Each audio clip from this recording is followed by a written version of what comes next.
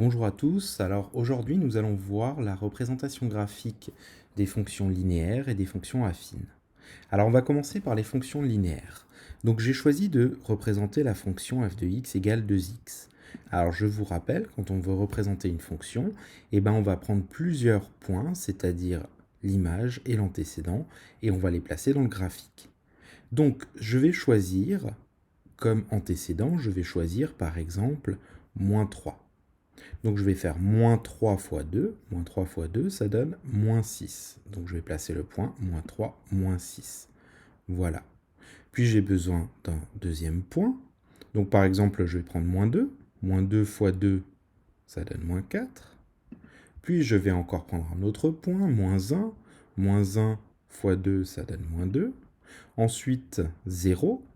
2 fois 0, 0. 1 fois 2, 2. 2 fois 2, 4, 2 fois 3, 6, etc. Qu'est-ce qu'on a l'impression sur cette représentation graphique de cette fonction? Et cette fonction, elle est linéaire. On a l'impression que ça forme une droite. Alors si je dessine la droite, voyons, est-ce que...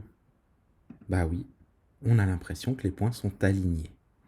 Donc je vais afficher cette représentation graphique et effectivement, la représentation graphique d'une fonction linéaire, c'est une droite. Voilà. Donc je vais un petit peu cacher ces points, on n'en aura plus forcément besoin, et je vais vous montrer pour différentes fonctions linéaires. Donc par exemple, je vais prendre la fonction g de x, égale par exemple moins 3x. Et voilà, donc cette fonction linéaire est bien représentée par une droite. Je vais en prendre une troisième, h de x, égale, et bien là je vais faire x divisé par 2. On avait vu que c'était une fonction linéaire. Et là de nouveau, on a une droite. Et elles ont une particularité, ces droites, c'est qu'elles passent par l'origine du repère. Et tout ça, on aurait pu le déduire puisque une fonction linéaire représente une situation de proportionnalité. Et dans une situation de proportionnalité, la représentation graphique, c'est une droite passant par l'origine du repère. Voilà. Donc pour les fonctions linéaires, on a bien des droites qui passent par l'origine du repère. On va voir maintenant ce qui se passe avec les fonctions affines. Donc je vais tracer une fonction affine, je vais l'appeler a de x, égale, je vais par exemple prendre la fonction 2x plus 4. Et on remarque que la représentation graphique de cette fonction affine est une droite. Je vais en prendre une autre, b de x qui sera égal par exemple à moins 0,2x plus 5. Pardon, j'ai oublié. Oui, à la place de la virgule, il faut mettre un point. Voilà, et on obtient bien une droite. Et qu'est-ce qu'on remarque? On remarque qu'au point 0, par exemple, pour la première fonction, la fonction a, on a le point 4.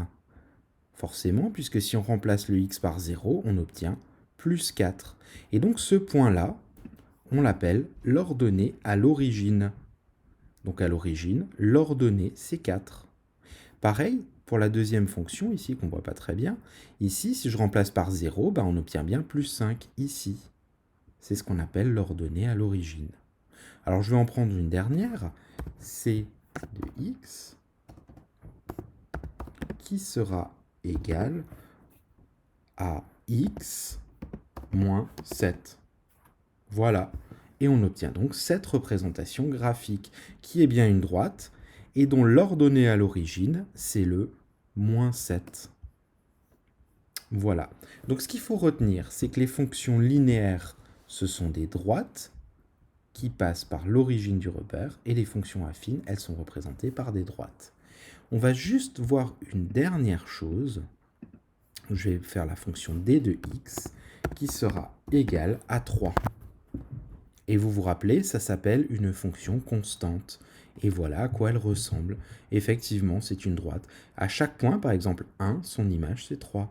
2, son image, c'est 3. Et voilà. Donc une fonction constante, c'est une droite qui est parallèle à l'axe des abscisses. On va noter ça dans le cours. Donc, La représentation, donc grand 3, c'est sur les représentations graphiques, sur quoi on va travailler toute la semaine. La représentation graphique d'une fonction affine est une droite. C'est une droite.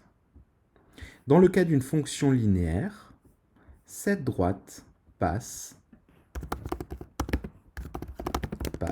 par l'origine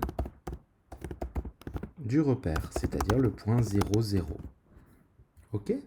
Donc, la représentation graphique d'une fonction affine, c'est une droite. Et dans le cas particulier des fonctions linéaires, cette droite, elle passe par l'origine du repère. Ok ? Ensuite, A s'appelle le coefficient directeur de la droite. Donc, le coefficient directeur de la droite, c'est ce A ici. Et donc, il donne l'accroissement de f de x lorsque x augmente d'une unité. Alors ça, vous verrez, notamment si vous faites une seconde générale et technologique, ce sera important. Donc c'est le coefficient directeur. Le point B, on l'a vu, c'est ce qu'on appelle l'ordonnée à l'origine. C'est l'ordonnée à l'origine. Si on prend x égale 0, c'est l'ordonnée. Donc la droite, forcément, quand vous la représentez graphiquement, elle passera par le point de coordonnées 0, B, forcément. Voilà. Donc qu'est-ce qu'il faut retenir? Je le répète encore une fois, une fonction affine, sa représentation graphique, c'est une droite, et dans le cas d'une fonction linéaire, cette droite passe par l'origine du repère. Voilà, vous allez faire des exercices là-dessus. Vous allez d'abord noter votre cours, puis faire des exercices là-dessus. À bientôt!